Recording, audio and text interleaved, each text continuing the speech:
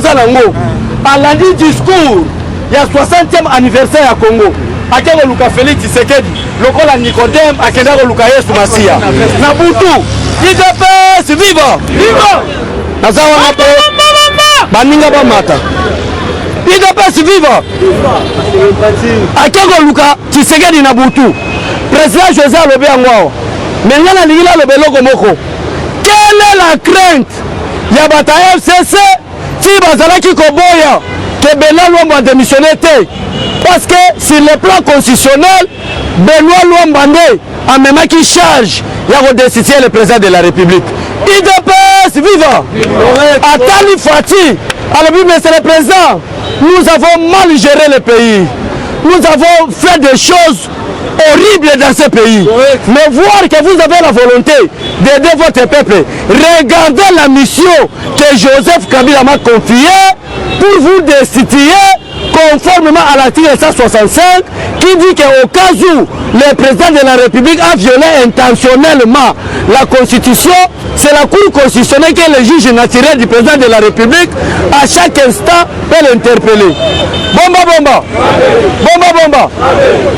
Yangwana bozalaki komona kamere na dossier na ye à chaque fois soloba j'agissais sur l'instruction du chef de l'État.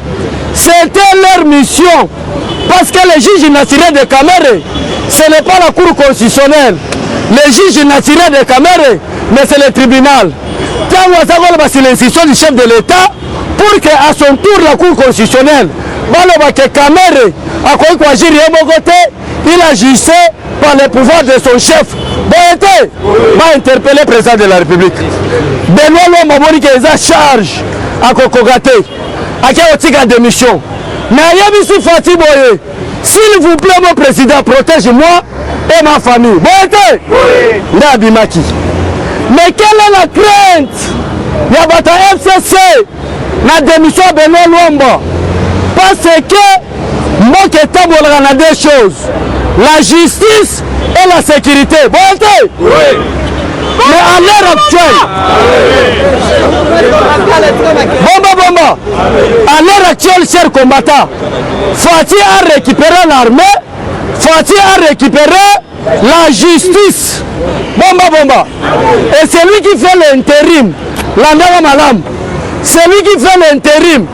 Il y a président, il y a conseil supérieur de la magistrature, c'est lui-même, le chef de l'État, Félix Antoine Tshisekedi. C'est Fati, Moutou Oyo, Azali Gossal intérim.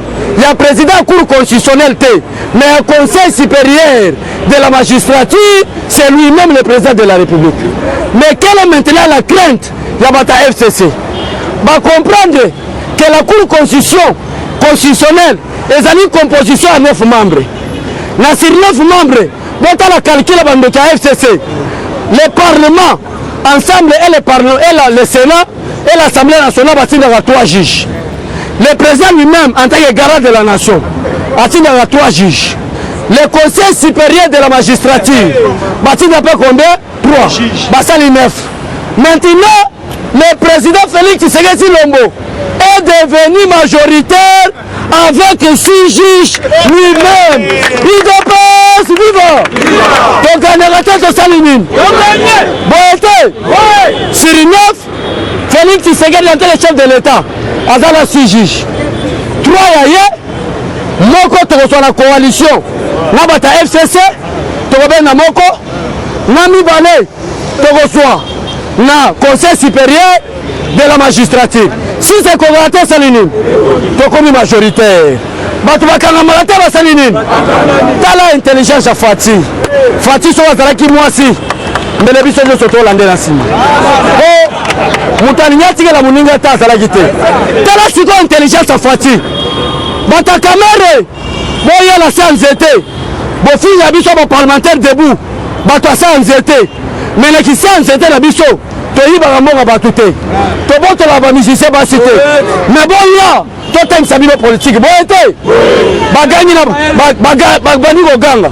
Kamere en appel, le chef de l'État sera interpellé. Kamere en appel, le chef de l'État sera arrêté. Kamere en appel. Bon. Maintenant, Fatima Kambasali Bango. Azui procureur Betika. Bon. Azui procureur Betika. Et Abanaki dossier à Kamere. A signé avocat général dans la Cour de cassation. IDPS viva. Et ceux qui ont été a nommé Lissousou secrétaire national, il y a organisation qui lutte contre le blanchiment des capitaux et la corruption. IDPS viva. A Ganelata Salinine. Il y aura un système. Azoube Kenge Mvita, au Azaraki intérimaire et tribunal, il y a grande instance à confirmer. À ceux qui ont confirmé, mais à signer sous conseil la cour d'appel et si la caméra qui a lancé appel. IDPS viva.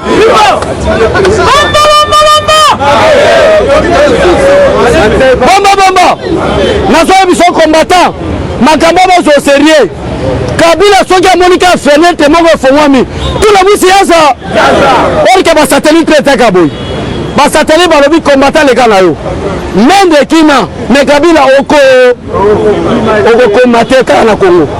Akoki mate mutako sete. Toko zwa Kabila, toko kate mande fa pembe. Tolati se babota mula. O kota kina wana 1997. Boete. Ndela ngwana tala siko makamudege sale maka fatake oluka Dieu donné Kaluba mon cher Yaka ndeko nanga mujimai bomba quelque part il faut tout la vérité boete il faut tout la vérité. Il est difficile à un Moulouba de trahir son frère. Boete Solomoni Moulouba trahir Azali Sokotobalo kwa Tibala. Boete nous allons les gars qui est belé. Nalobi bébé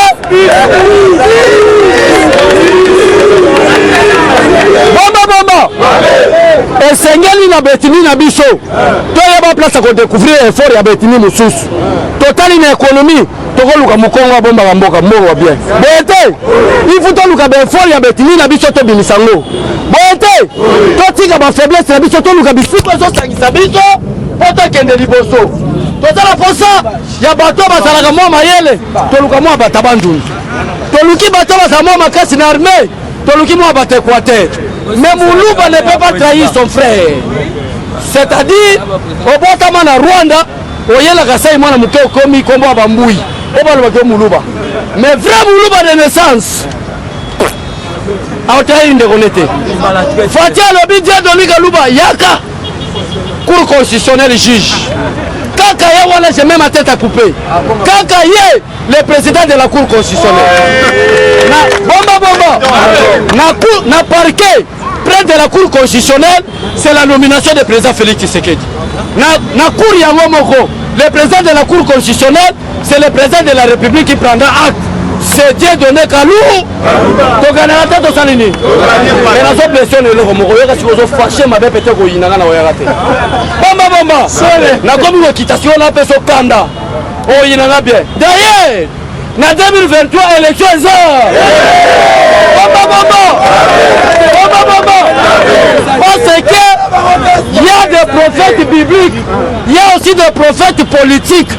Tshisekedi n'était pas un prophète biblique, mais Tshisekedi était un prophète politique. À Sakola Kaboye, c'est l'IDPS qui organisera des bonnes élections. Qui est à la tête du pays, c'est membre de l'IDPS. C'est lui qui va organiser des bonnes élections. Qui vivra au bout.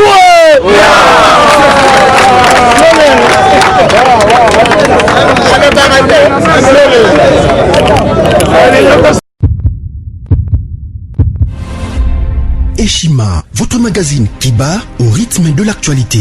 Retrouvez la nouvelle édition.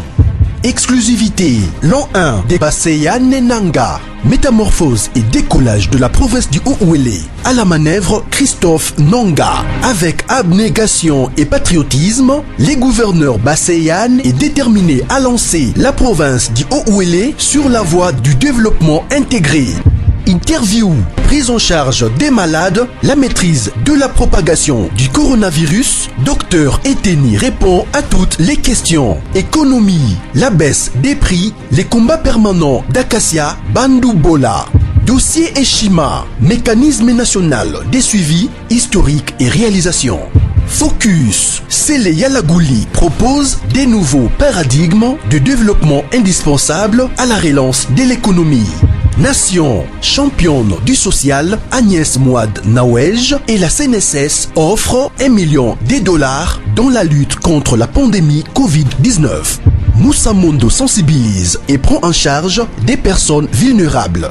Parité, Olive Lembe Kabila, modèle de générosité et d'entrepreneuriat féminin. Afrique, un déconfinement aux multiples facettes. Retrouvez l'intégralité du magazine Eshima dans les kiosques. Eshima Magazine, un nouveau standard d'information.